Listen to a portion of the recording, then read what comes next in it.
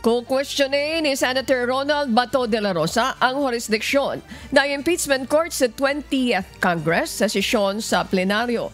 Itatanong ng senador kung payag pa ba ang bagong hanay ng senador ngayong 20th Congress na magpasaklaw sa aksyon ng nakaraang kongreso.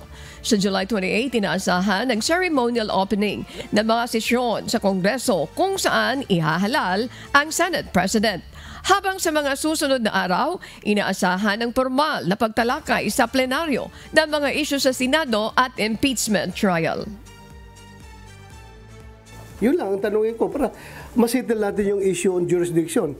Dahil sinitil kung halimbawa makakuha yung House of Representatives ng kanilang positive action, no?